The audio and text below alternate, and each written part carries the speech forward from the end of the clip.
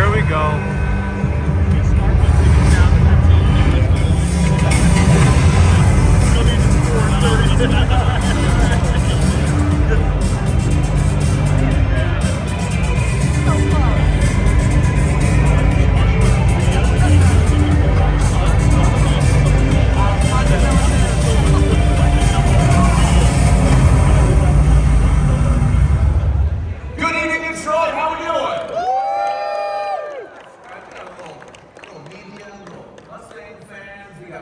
Even Ford employees, so thank you for joining us. My name is Jared Dienda. I've had the pleasure of announcing Formula Drift for 20 years in motorsports all across the world. And last year I was thrilled to join you just outside Park Plaza for the 7th generation launch with a bunch of owners. It's called the Stampede, right? Debuting right here in Detroit Motor City. Make some noise! Woo!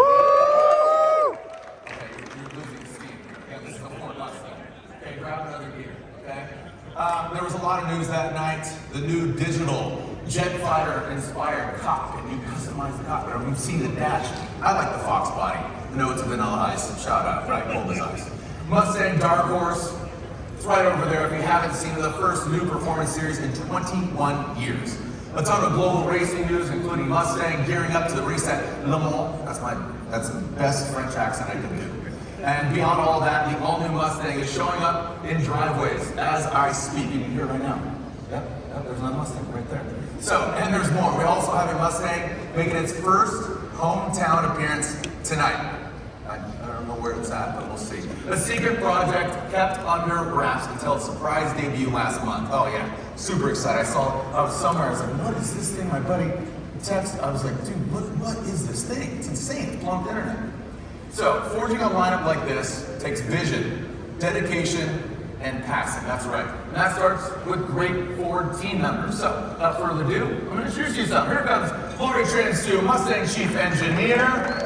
We got that Donnie Dixon, Mustang Mach-E Chief Engineer. And Jim Owens, Mustang Brand Manager. Again, you guys are between two big polar energies right now. Jim, watch this guy. He's got enough of the energy to fire up the cars we're going to announce. We can charge them off you with your energy, so relax. So it's exciting to be with you all tonight. So excited to see what you have for us. But Lori, out of the gate, you got to be proud. The first 7th gen Mustangs are hitting driveways, like I said, as we speak right now. You got to be excited. Yeah, thanks, Jared. I am incredibly proud of the team. From the manufacturing team to our engineering team, to our launch team. They developed what I think is the best Mustang ever. Can I hear it for What do you think? Woo! We've got something for everyone. We've got an EcoBoost that is going to be a perfect fit for the next gen enthusiast. We've got a GT that features the 5-liter. I don't know about you, but when I hear it drive by, it's unmistakable exhaust smell. You close your eyes and you hear that signature exhaust note, Absolutely, right? and you know a Mustang GT just goes by. Yep. And then, of course, as you mentioned, we've got the Dark Horse. Woo! Brand So new. good. Right behind all these people. What's that color called? I love the color. Blue Emperor. Gorgeous. Yeah, Yes. I love it. Sinister looks, beautiful, and 500 horsepower. It's going to completely redefine street and track performance. Love it. And then in all of them, as you mentioned, we've got the digital cluster. So it was jet fighter inspired. You can digitally customize it if you'd like to. We also have other cool features like our drift brake. So you know Von Gett Jr. helped co-develop our drift brake in our new Mustang. And we also have other fun features. My favorite, the convertible. Oh, yeah, So, let the hair flow. Let the hair flow. Yeah, so GT EcoBoost convertible. Remote rev. Yeah. Also very cool. Yeah, do you guys know remote rev? I mean, I like what you said about remote rev. You can literally, you can start the car, right? That's cute. Now, you can rev the car with the remote. And you said, what's that going to do to the car? Totally change cars and coffee forever. Absolutely. The coolest thing, as you mentioned, is our vehicles are now on their way to customers. Yeah. So I love reading all the blogs and comments from people. Our customers love our new product. It is an amazing product. And they'll be off to Europe and other parts of the world soon. Did you know, fun fact, there are 6 out of 7 continents that have Mustang cars. Okay. Want to guess the last one that doesn't? Antarctica coming hot. Bingo! Antarctica. We're delivering a Mustang just to prove a point. We're going to just put one right there, polar bears are going to be whipping that thing around, penguins, it's going to be cute. Well, thank you so much, Lori, and thank you for all that you do and your team, and again, thank you so much. Thanks, Lori. And Donna, is the world ready for the newest member of the Mach-E familia, the Mach-E family? Are they ready? Oh, heck yes, it's gonna be ready. Come on now. Hey, just 3 years ago, we made history by introducing the electric Mustang Mach-E. Now we're introducing the Rally Mach-E, born from the pavement, but made for the dirt.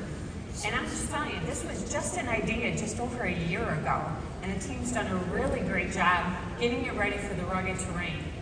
We have additional ride height, we have a tuned suspension, we have the most torque on any Mach-E, and hey, it's a pretty good, wicked styling look.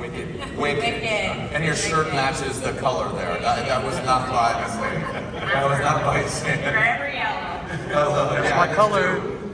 That's my color. Media there, but I saw them today. And what's the other color they call? Glacier gray. Ooh, glacier gray. That's going to Antarctica first and foremost. There they are. So, I mean, it's one fierce-looking vehicle, but Don, tell us about the team. What do we got? Hey, Jared, I'll tell you, this team is something special. You know, we grabbed a small group of vehicle enthusiasts. We actually nicknamed this project internally Project Monsters, and they embraced it. They embraced what it symbolized for them on driving it and driving it into the vehicle. You know, bold, action-packed, adventurous, and speedy. We're delivering this project in 16 months. Wow. And we just can't wait to see what our customers do and what adventures they're going to take with this vehicle. And it can be on dirt roads, it can be in grassy fields. We expect them to take it to their favorite biking or hiking spot, right? This is taking EVs to that next level, and we're excited. You broke the mold. I mean, EV is just such a large category now, and Ford is just across the board. But I love this because this is just like, hey, let's just challenge. Let's challenge our consumers. Let's challenge our customers. Let's challenge everybody because, again, adventures are made to be had, right? So, what other adventures does the Mach-E Rally have up its sleeve, up that leather jacket? Jim, you didn't get the memo. Black leather. I'm trying. Yeah, but talk about Hey, the adventure. next level, let's talk about it. So we're taking Mustang to where Mustang really hasn't ever officially raced the dirt.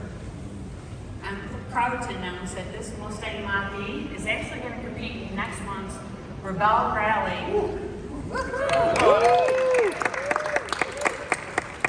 So that rally, it's a 1,500-mile navigation rally through the deserts of California and Nevada.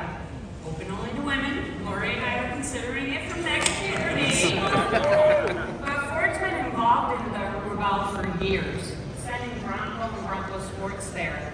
It's now time for our electric pony to go there as well and compete. I love it. It's really cool. And Ford is putting Mustangs in every racing grid it can. But what if customers also want to do more with their Mustang, Jim? Okay, here we go. Doing more. Oh boy, here we go. If you think of the Formula I feel like Jim's a pro wrestler. He's like, oh my that brother. Formula Drift event that you announced, that power and energy, how do you harness that for our customers, for their experiences? And we can't wait to share what we have for the 24 model year Mustang. Dude, I mean, you see them over there. Yeah, they're sitting over there, they're ready to go. Dude, it's so exciting. I feel again, unleash all So that energy. that 24 model year Mustang customer, we're bringing in new customers, we're also taking in the existing customers who love Mustang, and what better way to grow that family than to give experiences to those 24 model year Mustang owners. We're going to have a digital portal that connects those owners and connects them to members of clubs and enthusiast communities and in real life so they can get all of their information about Mustang and feel confident about joining that Mustang corral, if you will. Then we're going to do in real life experiences. Not unlike what we did September 15th last year out in Park Plaza, a little bit of music, a lifestyle, and then product things like drifting, like taking your drifting break and demonstrating that, maybe a little bit of launch control to kind of feel that G's. And then the third thing that we're going to do is do a brand immersive experience down at the Ford Performance Racing School. And it's going to be a way for the customers to be and feel like they know Mustang. from road course and the drag strip and the autocross and the drifting, but maybe you need to know, maybe when you're a new Mustang owner, you want to be able to take your car to a car show. How do you prep it for it? So they get to spend a day and a half with us in a brand immersive experience. And then, of course, there's the dark horse that you were talking about. Lori was sitting there saying that that is the most track-capable 5-liter we've ever done. So like we started with the Boss 302 back in 2012, we're going to have the Dark Horse Track Attack. Every owner is eligible to come down to the Charlotte Motor Speedway with the Ford Performance Racing School and do autocross, do some skid pad, and then take it out onto that roval, and that's, of course, is just so much fun to feel that 500 horsepower going through with professional instructors and then hot laps at the end.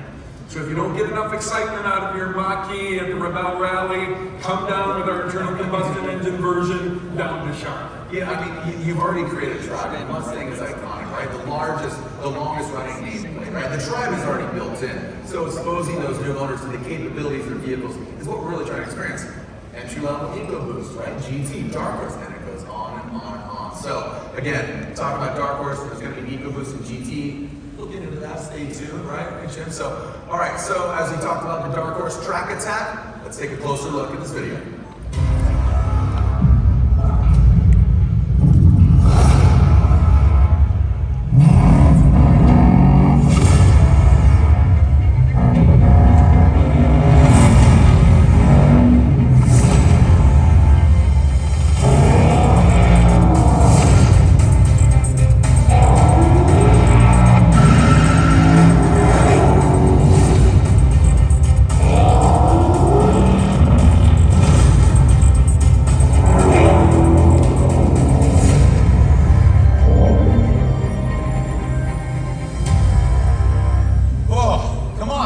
Mustang heart pumping, right?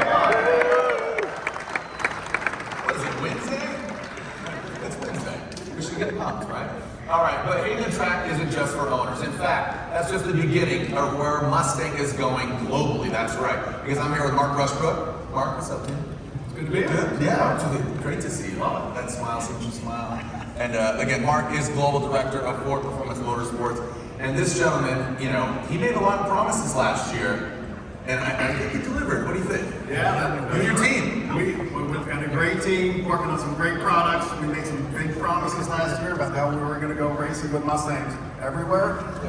The team has been working so hard in delivering all those race cars, finishing homologation, ready to go racing in 2024. Love it. But that's such an important part of Mustang, right? Mustang is a great road car. Everybody loves them. But Mustang, it's also about racing. Mustang was born to race. Born to win. And that started in 1964, before we were even in production, winning at the Tour de France, 1964, and it's been racing and winning everywhere around the world ever since, winning on tracks like Daytona, Bathurst, Pomona, Indianapolis, so many tracks around the world, so much success. That is an absolute humble brag, and that's rightfully so. Like I said, you see the images up there. I mean, it's iconic. It's kind of ingrained in people's minds. I've heard you're going to celebrate this heritage. What else are you up to? We are. So we love that heritage. We're looking to the future, but we want to celebrate it by showing these cars that look great in their shape, but also the livery that's on it. So we've been working really hard on that with some great partners. And Ford, it's all about blue. We feel like we own blue, so bringing in a nice midnight blue accents with sky blue. Just let them see it, man. Come on, bro. Let's show. You ready? You guys want to see the new liveries? Let's take a look.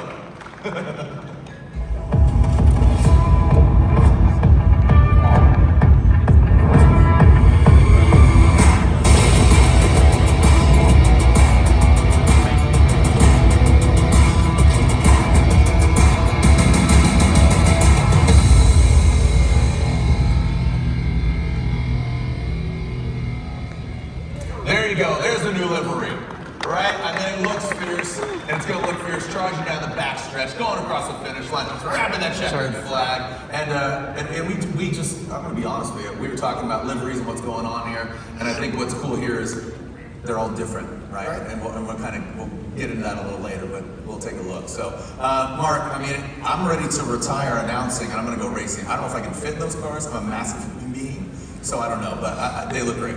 That's what Mustangs are about. It's about accessibility. So we have the Mustang Dark Horse R, which is something that people can buy, take it home, put a number on the side, and go racing. So it's a fantastic grassroots racing car. The car itself, it uses the production Dark Horse 5-liter Coyote engine, making over 500 horsepower. The production transmission, but it's got a lot of bespoke racing parts on it, from the safety cage, roll cage, FIA compliant racing interior, Multimatic DSSV dampers, Brembo brakes, Borla exhaust. It is a race car. Ready to go to the track. It is capable. But we had to give them a place to race. Yeah. So we have the Mustang Challenge Spec Series, sanctioned by IMSA, where people can go and race against identical cars. Look at that schedule. Mid-Ohio, Watkins Glen, Road America, COTA, Charlotte Motor Speedway, the Mustang Challenge. By the way, stay focused on us, but we did pull off the silk off the vehicles back there. You can see the liveries here in the carbon fiber, in the metal, in the race livery. Got to see them. Check them out. But that Mustang Challenge Series, we've had overwhelming interest. We've got 40 slots. We've got way more than 40 that people want to race it. But we're going to have a lot of great race car drivers out there and some great race cars putting on some great races. All right, you talk about the Mustang Challenge, you see the Dark Horse. I'm telling you, stay focused over here, guys, okay? But all joking aside, what else do you have planned for the Dark Horse R outside the Mustang Challenge? Yeah, it's a great grassroots car. It's a fantastic foundation. People can take it and race in SCCA and NASA and WRL. They can go to track days with it. Yeah, I mean, it's going to explode. And like you said, 40 slots, I think there's 40 people in this building that are ready to go shred, rip it. Yeah, I mean, right? So, but Dark Horse R isn't the only race car here this evening. As I said, we pulled the silk off it. What can you tell me about the Mustang GT4? Yeah, we planned what we said last year, the full pyramid. So from a Dark Horse R and sports car racing up through Mustang GT3, the Mustang GT4 sits right in the middle. It's a perfect bridge to cover that gap. And the Mustang GT4, it uses the same production Coyote engine, but it's dry sumped. It's got a Hollinger 6-speed racing gearbox. It's got Multimatic DSSV 2-way adjustable dampers, even more aerodynamics on it. It's globally homologated, so it can race around the world in the world's best racing series. And it was going to race against some of the best manufacturers, Porsche, Aston Martin, and Ooh, joking. It's Ford versus everybody. We want to race against the best out there, and we're so excited about what that car can do. We're going to be racing it around the world. Our customers will be racing it around the world. It's going to go to Daytona, Fuji, Bahrain, Barcelona, Silverstone, Sebring, tracks all around the world. Insane. I mean, we talk about Dark Horse R, GT4. You talk about that being the bridge, right? Dark Horse R, GT4. Yep. Now GT3. I mean, this is a weapon of mass destruction. Look at that lineup. That is Ford Mustang right there. But talk about specifically about GT3. Yeah, the top of the GT racing pyramid is GT3, so that was an ambition of us to have the Mustang there racing it at the top GT class. We've announced our partnership with Multimatic, who helped develop the car, factory effort in IMSA, where that is one place in GT3 you can race as a factory, and we will be there. That will be the first race for this new Mustang GT3 in Daytona in January with Multimatic, with some great drivers, and one of the best races in the world, 24 hours at Daytona.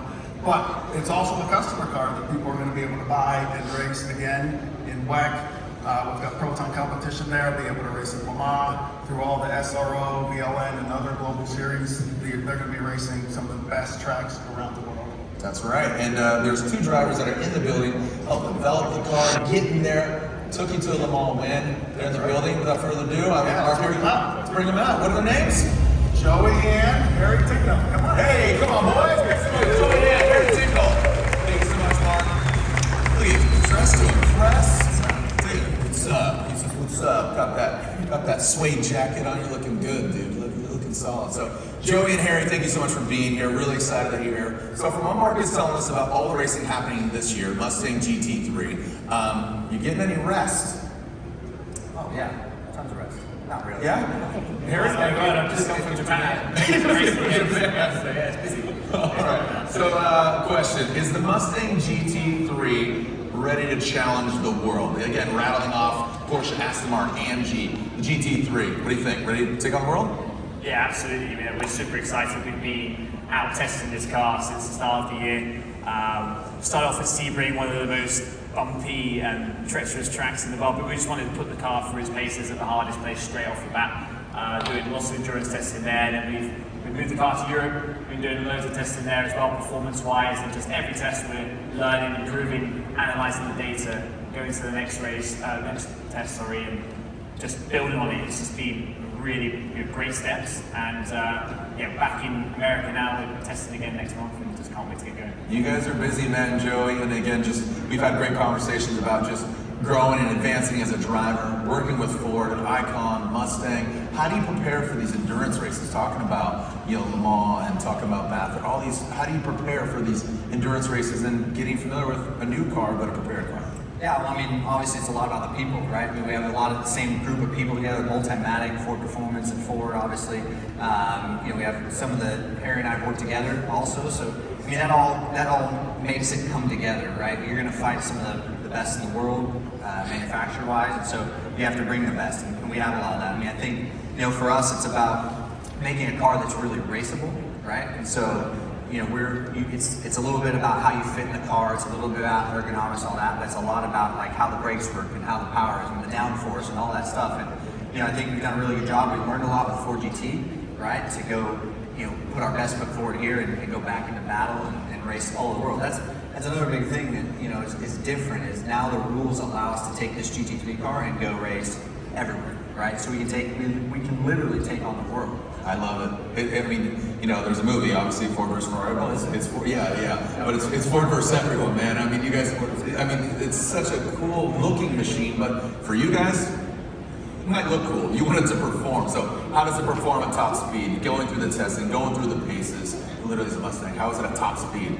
Yeah, I think we're going to be up there with the best, and for sure, like Joey said, there's balanced performance. So everyone's going to be in a similar window in terms of overall top speed and lap times. So we're just trying to make this car as drivable as possible and have the performance window as big as we can, because it's going to race in the heat of Bathurst to the cold, damp Brands Hatch and British GT and everything in between. And of course, it's not just pro drivers, it's all the customer teams and amateur drivers as well. So right now for us, it's how do we make the car as workable for the mechanics and as fast in the pit stops, and ultimately, like I say, in every single condition for us as drivers to take it to the max. And I think we've come a long way, and it's a brutal schedule as well. Remember, we're straight into Daytona 24 hours, in Sebring 12 hours, and 36 hours of Florida, as they call it. So we've got to come there with a super reliable car, and that's why we've been putting it through its paces at places like Sebring so hard, in all the testing so far. You guys are putting in the work, man. It's like going to the gym, right? You got to do your reps, right? Or like going to the all-you-can-eat shrimp buffet, right? Big shrimp guy right here. And when you say Bathurst with your accent, it's beautiful. All right, so talk about the GT3. It's amazing in performance, but let me riddle you this. What else would you like to have on that vehicle to make it just a step up? Like refine it, it's already dope, right? It's already amazing. What else? I mean, that's a dangerous question asking race drivers. You're not going to have many engineering friends if you ask that, but I think... I think for me, what stands out is DRS, drag reduction system. That would be cool because you could do, you have different downforce in the corner than you do on the straightaway. Active arrow, right? Arrow, okay. Yeah, you could have all that downforce for cornering speed and all that straight line speed with it not in there. Okay. I mean, I'm a race car guy. They always talk about the candle eight breakers. We all like those big brakes, like carbon ceramic brakes, maybe something like that. We'll level up because GT3 is dictated by the rule book. You're confined to certain specifications and limits. Yeah, exactly. I mean, we're going to have sort of 500 odd horsepower at Daytona, so if we can amp that up a bit as well. That would be of course, horsepower. That's a no-brainer. Yeah. Anything else? Well, I mean, adaptive suspension as well would also be good.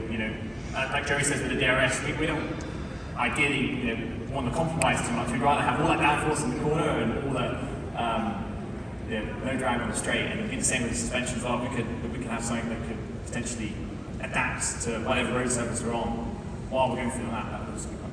Well, there's a setup. I don't know if you guys know this. Exposing this question here because we exposed it. We've been set up. So you've been set up. Guess what? You get them. I'm just kidding. Talk about DRS. Talk about suspension. Talk about horsepower. Talk about carbon ceramic brakes. What you're describing to me Sounds like you're breaking the rule book. Sounds like, to me, you're talking about the ultimate Mustang supercar, the Mustang GTD, targeting more than 800 horsepower, a near 50-50 weight balance, incredible downforce and control, ready to take on the world's best supercars. Are you guys ready? Let's take a look at the journey from the track to the street and get ready for the Detroit premiere of the Mustang GTD. We take what we're really good at, like a Mustang, and we do the unthinkable and take on the Europeans, punch for punch, at what they've been doing for decades as an underdog. Ford's really gonna make a road-going version of that GT3 race car. It takes it to the best supercars in the world. How far can we push what's under the skin of this car? This is a track monster that'll make their jaws drop. All of that technology focused to go like hell. We were working with Ford Performance on a GT3 version of the new Generation 7 Mustang. We got 15% into that project. Jim Farley took a look at it. He goes, we need a road version of that. The vision for this is totally different than any high-performance Mustangs we had. All the latest racing technology from our race car, but actually on the street. We've never left anything on the track.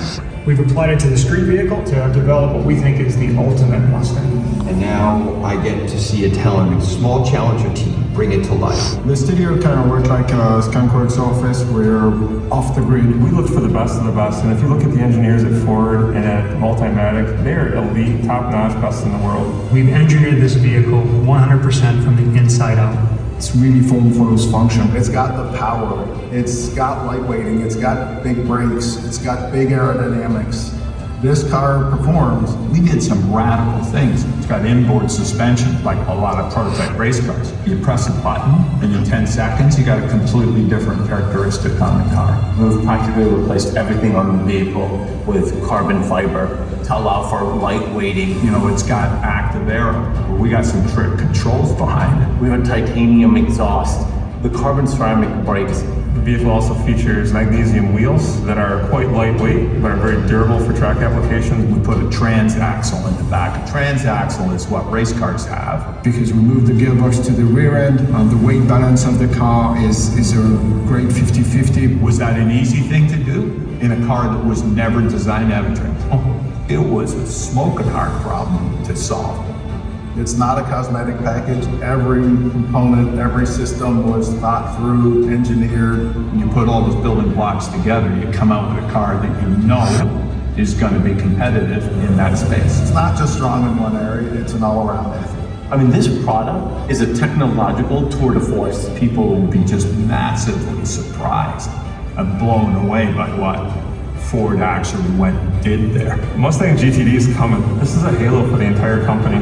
There's something special about this car. It's not just taking it to the next level, it's taking it up several levels. This was the Mustang that we always dreamed about building. There's a lot of brands that compete for a special, small group of people, but the Mustang is for everyone. I always promised myself that I would push my team to do things that were unnatural in the name of producing something that's really special.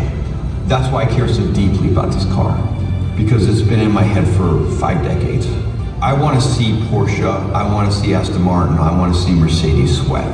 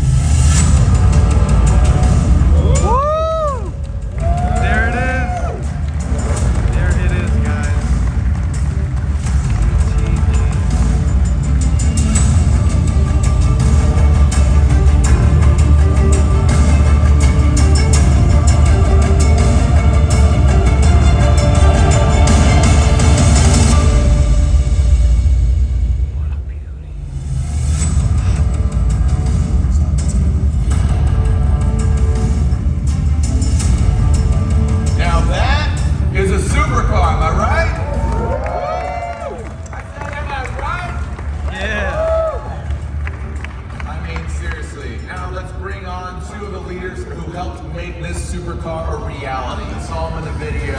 This gentleman, I mean, he's a mad genius, and he's really great. Larry Holt, and a race car driver who also happens to be CEO of the Ford Motor Company, Jim Farley.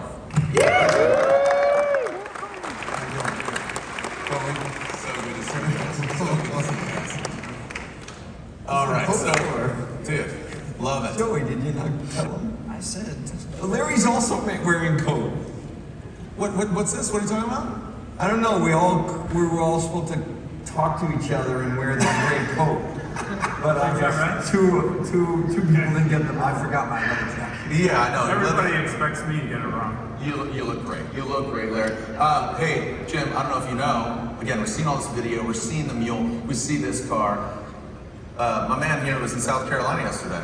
Did you know that? Yeah. How was the camo? Did you like it? I love the camera. Yeah. We worked really hard. We talked about this camo. I think it's awesome. a lot. So yeah, what'd you think? It was awesome. I got to drive it yesterday. You know. Yeah, you got to keep your boy happy. Yeah. Harry got to drive it yesterday first, but yeah, I mean, for me, I couldn't believe how quickly I felt like I was driving a race car, right? Like I dropped into it, and you do a couple laps, and you like to get the feel for it, and I went right into race mode. You know, I mean, the things we talked about with like the horsepower and squirting off a corner was a lot better. The brakes were really, really good, I thought. You know how I like brakes, Larry? Oh, how you like brakes? I like All brakes. for you. I like to get, you know, like I said earlier, race car drivers, they like to get, you know, a lot is about the braking. So, you know, everything about downforce is really good. Harry likes my sound effects. So you drop in the corner, you drop right in. And I thought it was really, really fun to drive. So, you know, it's like the GT3 car, but it's got plus horsepower, plus some more brake. Plus I know there were probably things you wanted to change. Did you call the company people or did you call Larry? I didn't call anybody yet. We haven't seen each other till right now. Go ahead, Joe. Okay. Oh, no. Not much to critique, right? I mean, Harry, how was the simulator? Because you haven't driven the car yet. Yeah, I mean, I was super happy to hear. Yeah, thanks again for it. Yeah, just digging it in. Fine. Just nice. I'll have to speak to him afterwards. Maybe arrange a date. But no, yeah, it was great to hear his comments, honestly, because it's kind of what I felt on the simulator. You know, we used to, on the multimatic simulator, mainly running race cars on the GT3 car. So when you put a road model onto the simulator, there's always an adaptation period of you know, you're in a road car on a racetrack, and I was shocked in 2 or 3 laps like how close this was to the race car, and you know, also how easy it was to drive. You know, you really feel the downforce. It gives you a lot of feeling of confidence under the brakes in the corners, but also when you're going down the straights, the DRS was activating like seamlessly, and even when there's little kinks, I was thinking, oh, is that air balance now when we shifted out? But actually, actuators open on the front and it keeps that air balance perfect, whether it's DRS is active or not. So all these things led me to think this car is going to be really, really nice to drive, not only for professional drivers like us, but also for the enthusiast drivers. So it was good that we had an enthusiast driver yesterday to test it out. Can you see the shock absorbers working behind you? They don't drive? He's not supposed to be looking behind. Yeah, I thought in the rearview mirror since he's not looking at anyone. Yeah. I'll take Harry as a passenger. I'll have him look. I just wonder if that's going to be a cool thing for customers. I think it's going to be a super cool thing. Yeah, you were talking about it when you walked in about the suspension and how dynamic that is. There's wings, there's displays all around here. And again, Joe, I'm super stoked you got to drive it. Harry, keep practicing that sim until you get the real thing. Yeah, right now. There we go. And Jim, any words of encouragement as you want your drivers to kick ass, right? Yeah, I would say this is the first time that I think an American car company has really set up a whole racing pyramid from grassroots all the way to the top of global road racing, where we're going to go to Le Mans and beat the best with the best drivers and the best technology. And I don't think we've ever seen an American company, and Porsche's done it, in a way Mazda's done it. It's the first time an American company could have that whole from a track day car, SCCA, you know, GT4, GT3, and racing around the globe, including drifting, everything. I think, you know, as Americans, Canadians, North American, it's like a really special thing for us in our industry. With everything that's going on, to have a Mustang, frankly, almost every weekend, racing somewhere around the globe, from drag racing to NASCAR, circuit racing, amateur racing, grassroots. Who else has got that ambition? Absolutely. And that's what I'm excited about, is that we're finally really making Mustang what it always could have been. From the top all the way for everyone. Love it. Well, boys, go get them. Go get them. Make some noise, Joe and Harry. Jim, Larry, got me out here. Super stoked that you guys are here. You talk about 5 decades he's been in your head. I see little Jim drawing these sketches, these drawings, these ideas, and here it is, man. This is a vision come true. Between you and Larry, you guys are just this great dynamic duo, man. You guys, who has the most wins on track? Oh, He does. All right, who's gonna outrace each other out of you two? We both raced a Lola 212, so, Yeah. but he raced it originally, so, in its day. yeah. Well, what I really love about this car is that we could talk to each other, or actually many of the people within the video who are in the room today, who to me, the main people behind this project. Tell them. All of you, they're all here. Yeah. And I think what I appreciate the most about Larry is when we met in his RV at Daytona, he's like, I think I can make a car that's better than a Porsche GT3. And I wasn't sure. I mean, we have lots of great, Shelbys, we've done a lot of great things, but we've never built a car that was a Mustang. We had GTs and GT40s and all that stuff. And he had it in his head. He knew technically what to do. For me, I was very influenced by the 73 911 2.7 liter RS. I was very influenced by the Series 2 Lotus Super 7. And I had one of those cars, and I went to the engine builder and I said, this is a Foreman Ford engine. What if you didn't have to pay attention to rules? How much horsepower could you get out of this for me? He goes, oh my God, I make race engines. I'd love to get 40 more horsepower. So that was the first time I had seen a road car go faster than a race car. And that's always been in my head. That's exactly what we did. We had the GT3 car. Jim said, why can't we do a road car? I said, we can do a road car and we do it with no rules. So everything on that car is racing plus. So carbon brake, because in GT3 we're not allowed to use carbon brakes, we use steel brakes. It says carbon brakes. The power's way higher. Arrows, we're in the racing kind of levels of aero. So, the car's actually got just huge potential. It's at the absolute limit, and it will take on the cars that he talks about. Absolutely, it will. You give respect, confident. and he gives respect where respect is due. Here comes your inspiration. You're landing on this, and people call him mad genius. Which one of those is correct? He's not. He's mostly genius, not mad. I mean, Larry is a treasure in our industry. That's awesome. He's someone who has taken race cars around the world and won and compete for pretty much every brand on the planet. And he doesn't expect any recognition, but when he walks in here, you'll see the real car people at Ford, they're gonna give him a hug. Yeah. Because they know what he's about. That's it. Thanks. Are you crying? Are you crying? It's a little embarrassing. No, and I think that's a testament to your guys' relationship. Yeah.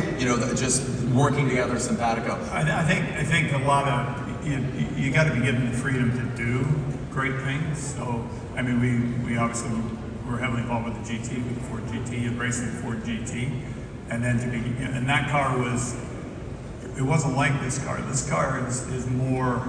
It's probably more of a challenge even than the Ford GT, because we want to keep the essence of Mustang in this car, and it's there. If you squint, you can see it. It's there, but it's just packed with technology, inboard suspension, and I mean the big thing is the aero.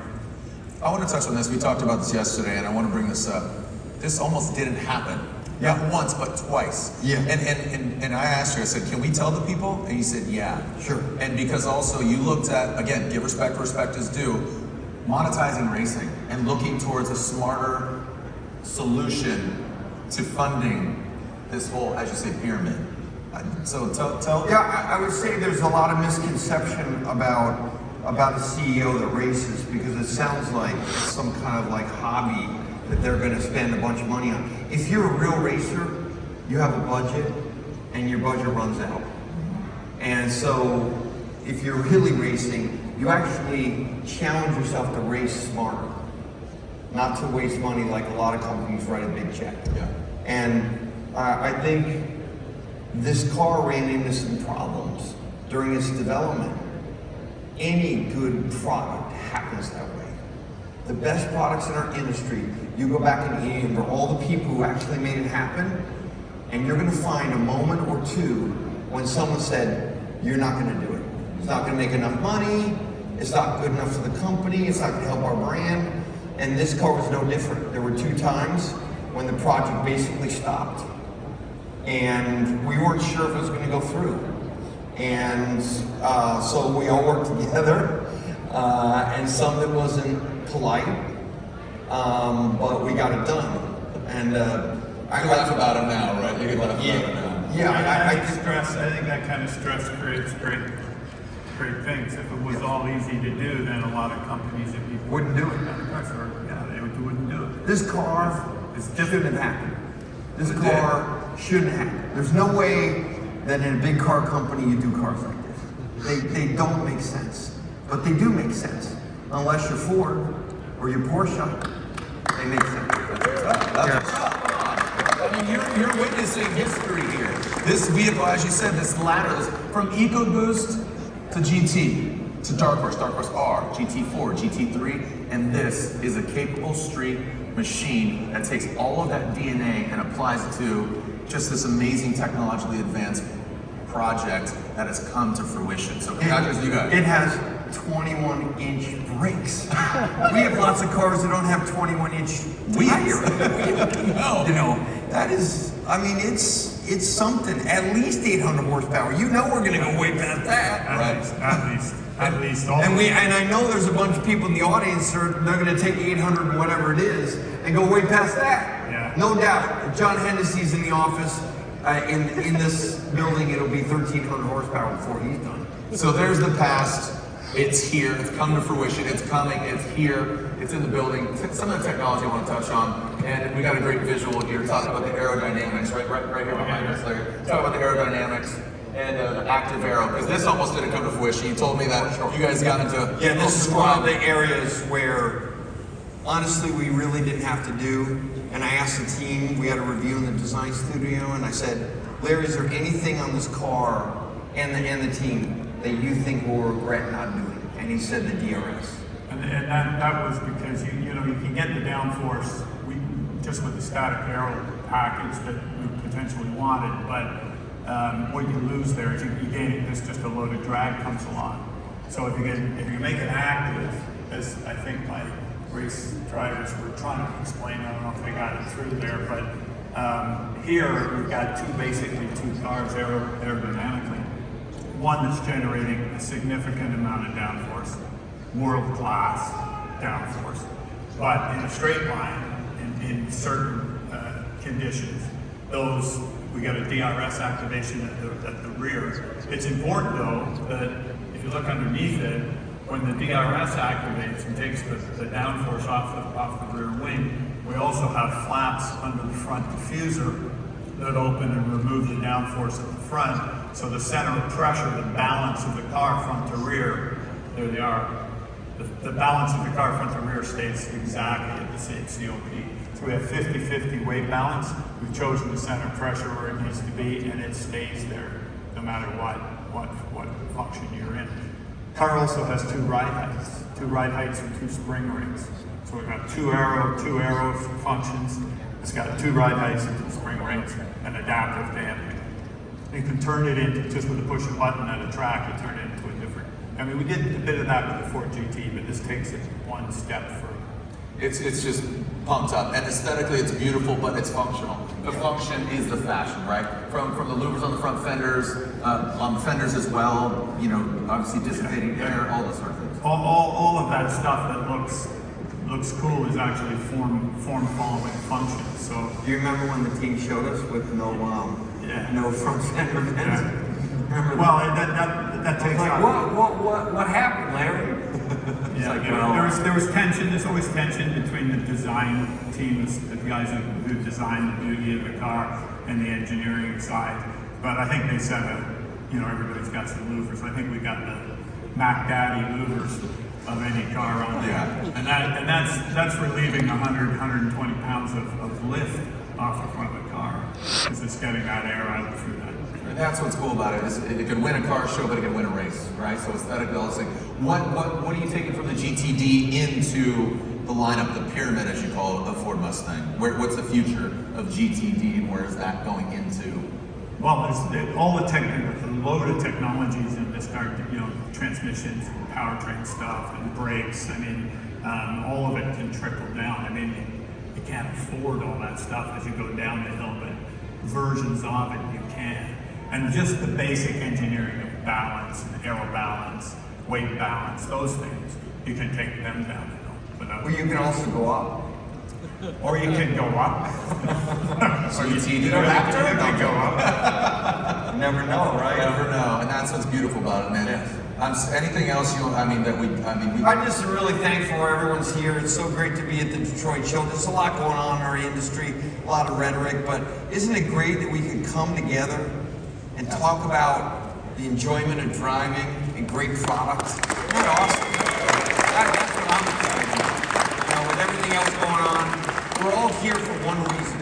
We're here for this car and for all the cars and the Mustangs, and as Americans or fans of American brand, you know, we can be unapologetic and take it on Aston Martin and Porsche. And it's not a bravado thing. It's like, why shouldn't we do that? We're in the car business. We have to. We have to, right? Exactly. So anyways, that's all I'd like to say is thank you all for coming. We're so appreciative of all of you. I know you're all interested in what we're doing, and we're not going to stop. This is just the beginning. That's awesome. Larry, good? Yeah, I'm good. Yeah, what are we going to say after that? Larry, yeah. Thank you so much. Thank you. Super excited. Thank you, everyone, for coming. Larry, thank you so much. Again, go up, exit stage left. You guys are good. See you at the bar. Yeah. Round of applause again, Jim and Larry. Super excited to see where the Mustang GTD goes from here. So we just heard how Mustang intends to challenge the racetracks and time trials of Europe. But Mustang country finds its roots in the ovals and flats of the United States of America. And this new generation continues to tear it up right here on American soil. It seems like every weekend, Team Mustang is winning something, somewhere, on every surface, every track, every series. The very first time a good friend of mine, two-time Formula Drift champion, stepped foot in that all-new 7th Gen Ford Mustang. Vaughn Gittin Jr., Formula Drift Atlanta. He's been competing for 20 years. He won in the 7th Gen. Also, two of his other teammates, they had a three-peat. They won back-to-back-to-back. Chelsea DeNova and Internet superstar and driver, and now winner, Adam LZ, behind the wheel of a 7th Gen Ford Mustang. So, without further ado, I'd like to wrap it all up by bringing back Mark Rushbrook. Also, please welcome a few of the drivers who are going racing with all these Ford Mustangs. Mach-E Rebel Rally driver Bailey Campbell, Editor Drag Racer Bob Tasca III, put some respect on it, and NASCAR Cup Series driver Chase Briscoe. Slide on down here, Bailey. You're good, you're all good. So, Mark, how cool is it to have all these Mustang pilots, this ripping, iconic vehicle around the world and obviously America as well? Yeah, we love it, right? We love our Mustangs. They're great cars. We're a car company, but we're also a people company, a family company. And to deliver great products like this, it takes great people, great partners. But to win the races, it takes great drivers on top of that. And these three drivers and many more, they are part of our Ford family. And I know these guys. Chase coming through our development program. Bob, I think he bleed blue. I'm pretty sure. I do. And Bailey, welcome to the family. We want the best in off-road racing, and so glad you're joining us. So it takes a great driver.